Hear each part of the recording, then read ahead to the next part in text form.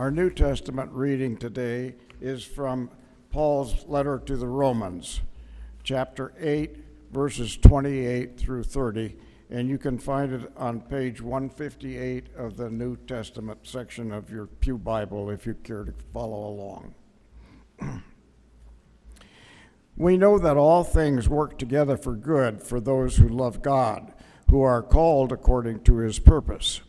For those whom he foreknew, he also predestined to be conformed to the image of his Son, in order that he might be the firstborn within a large family.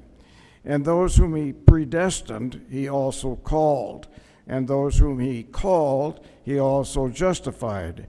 And those whom he justified, he also glorified. The word of the Lord. Thanks be to God.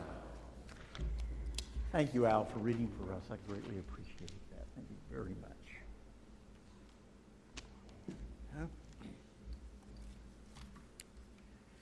Have you ever wondered why life's surprises are characteristically most of the time unpleasant?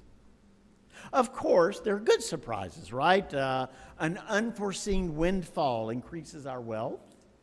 We get a break that helps us accomplish a long-held goal. As Al said, a plan comes together. A kindness is offered from an unlikely source. And these are nice when they happen. But life seems to throw us more surprise curves than surprise parties. Perhaps the undesirable nature of life's surprises has nothing to do with life itself, but with our expectations of how life should be. The reason life is filled with unpleasant surprises is because life is shared. It is shared in a family. It is shared in a community. It is shared in work and in play. It is shared within a culture, in a nation, and in the world. And the world, as we know, is a disorderly place. That is why Old Testament stories like Jacob and his son Joseph have been cherished for centuries. Stories about dysfunctional families are popular in every genre, from Hamlet to Succession. But the story of Jacob and Joseph is special to us because it is about failure and redemption, a narrative with one of the greatest and most unexpected twists in the history of storytelling. And boy, it makes us feel pretty good because Jacob's family is really dysfunctional. I mean, seriously dysfunctional. Jacob, the son of Isaac, had raised a family from a succession of 4 marriages, resulting in 12 sons. Jacob's eldest son was Judah, while his 2 youngest children were Joseph and his brother Benjamin, both of whom were Rachel's children. Jacob favored Rachel over his other wives, resulting in the same problems that have divided blended families for all time: jealousy. But Jacob's son Joseph had a flaw which heightened the jealousy of his older brothers from irritation with their little brother to rage. Joseph was arrogant. Joseph, an obviously extremely blessed child, flaunted his relationship to his father right in front of his brothers' faces. Joseph was a tattletale who wore the special cloak that Jacob had made just for him, a cloak which he paraded in front of his brothers even while interpreting his dream to them that one day his brothers would bow down before him. The brothers conspired to kill Joseph and throw him into a pit. But their brother Reuben, planning to come back and rescue his younger brother, talked them into throwing Joseph into the pit alive. After Reuben left the group, the brothers stripped Joseph of his cloak, assaulted him, threw him in the hole, and then, according to Genesis, sat down and had lunch. Really? It literally says that. Just then, a caravan heading to Egypt passed by, prompting the eldest brother, Judah, to propose selling Joseph for money to the caravan, to make it a profit, which they did. Now, I'm going to be a little kind to Judah, because I think the reason Reuben planned to come back and get Joseph was the same reason that Judah sold Joseph. I mean, Joseph was dead. He was dead. They were going to kill him. So Joseph goes, it's better to sell him to Egypt and get him out, because at some time, either now or in the future, my brothers are going to kill him. So it may have been that Judah was avoiding, both Judah and Reuben were trying to avoid Joseph's death. But it wasn't a great plan. Well, at least for them. When Reuben returned, the brothers conspired to stain Joseph's cloak with blood and tell their father that his favorite son had been killed by an animal. I don't know what the brothers expected of their father's reaction to Joseph's death, but Genesis tells us that Jacob was completely inconsolable. Totally inconsolable. Then came the great twist that would move the tragic narrative forward. A 7-year famine throughout the region. By then, Joseph had become second in power only to Pharaoh, because he correctly predicted Pharaoh's dream of a 7-year famine and assisted Pharaoh in preparing the nation for it. Meanwhile, Jacob, suffering from the famine in Canaan and hearing that Egypt had plentiful grain in storage, sent his sons to make a purchase, but held back his youngest son, Benjamin, from going with them.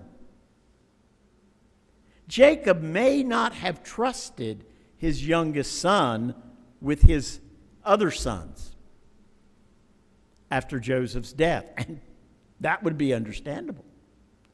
That's why he kept him with him. When the brothers came before Joseph and bowed before him, fulfilling, by the way, Joseph's adolescent dream, Joseph's vindication was not a pleasant surprise for him, but one which filled him with anger, filled him with a desire for revenge. And who can blame him? Joseph accused his bewildered brothers of being spies and imprisoned them for 3 days. Joseph then said he would release them if they would choose one of their brothers to be a hostage, go back, and then return with their youngest brother, Benjamin, to prove their honesty, that they were telling Joseph the truth. Remember, they didn't know it was Joseph, of course. So they left Simeon and went back. Jacob, now grieving for both Joseph and Simeon, who's now enslaved in Pharaoh's household, initially refused to let Benjamin return to Egypt with his other sons. But the famine had worsened, and the family's existence was threatened. And this second to Pharaoh had demanded that Benjamin be brought back when the sons came back. So Jacob finally relented, but only after his eldest son, Judah, offered his own life as ransom if he did not bring Benjamin back to his father. When the brothers returned to Egypt, they were shocked to be treated to this great banquet in Joseph's hall. But, again, Genesis tells us, as the brothers slept off the wine-soaked party, they got boiled. And as they slept off the wine-soaked party, Joseph set up Benjamin to be accused of theft, a theft from Joseph's table, a silver cup. Why did Joseph do that? Because Joseph did not want Benjamin being around his brothers anymore. He did not want anything to happen to Benjamin that had happened to him. The next day, Joseph informed his brothers that they could return to their father with the grain, but Benjamin had to remain as a punishment for his supposed theft. And it was then we come to the denouement. Judah stepped forward as the eldest brother, and finally, even though he didn't know who he was confessing to, confessed everything before Joseph. He confessed of their assault and the enslavement of Joseph. He confessed of their deception of their father and of the certain death of Jacob if they did not return with Jacob's favorite surviving son, Benjamin. There was Judah begging for Benjamin and his father's life. Judah did then the right thing and offered his own life as a slave in order to save Benjamin's life, acknowledging to Joseph that he could not bear to see his father suffer anymore. Well, that did it for Joseph. Now emptied of his rage, now emptied of his lust for revenge, he finally revealed himself as their long-lost brother and asked his brothers if their father was still alive. The surprise was so great for the brothers that, according to Genesis, his brothers could not answer him. So dismayed were they at his presence.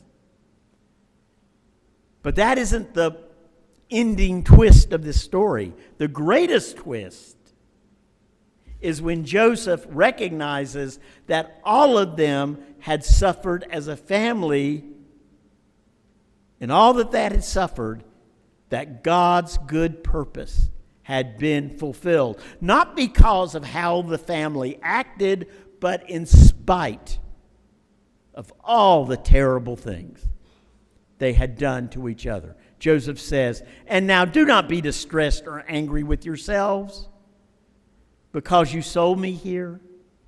For God sent me before you to preserve life. God sent me before you to preserve for you a remnant on earth and to keep alive for you many survivors. So it was not you who sent me here, but God. Hurry and go up to my father and say to him, 'Thus says your son Joseph, God has made me Lord of all Egypt. Come down to me. I will provide for you there.' And he kissed all his brothers and wept upon them. And after that, his brothers talked with him." That's my favorite part at the end. They talked.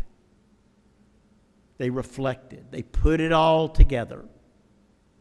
They became a family again. We know that all things work together for good for those who love God, who are called according to his purpose. If you've ever been in a boat or seen videos of a boat in the midst of a great storm, you know that all you can see around you are those walls of water tossing you up and down. But God can see the shore. God can see the shore. This morning, our task is to make sure that we all get each other to that shore safely. In the wake of the pandemic, theologian and pastor N.T. Wright wrote this in reflecting on our unrealistic expectation of moral progress in a fallen world. This is what he said. The myth of progress fails because it doesn't in fact work. Because it would never solve evil retrospectively. And because it underestimates the nature and power of evil itself and thus fails to see the vital importance of the cross. Only in the Christian story itself do we find any sense that the problems of the world are solved not by a straightforward upward movement into the light, into science, into technology, but by the Creator God going down into the dark to rescue humankind and the world from its plight. A God who goes into the dark and finds us. You know, Joseph's story didn't really have a happy ending, did it? Nor should we have expected one. Jacob suffered all those years not knowing that his son was alive, while Joseph suffered not having a family or being with the father he loved. Judah and his brothers had to spend the rest of their years living with what they had done to their family, to their little brother, to their father. But in the end, God brought his children together and remarkably reconciled them to each other. God made meaning from their suffering by saving the lives of countless others from hunger. And that is really what Genesis, the writer of Genesis, and Joseph, and the Apostle Paul understood. And that is what we need to understand in this journey that we are making. All we need to do is stay on course, loving each other, and helping the world around us as best as we can, trusting God to do the rest. He sees the shore that we don't see. But that means we'll get there. So amen, and praise the Lord.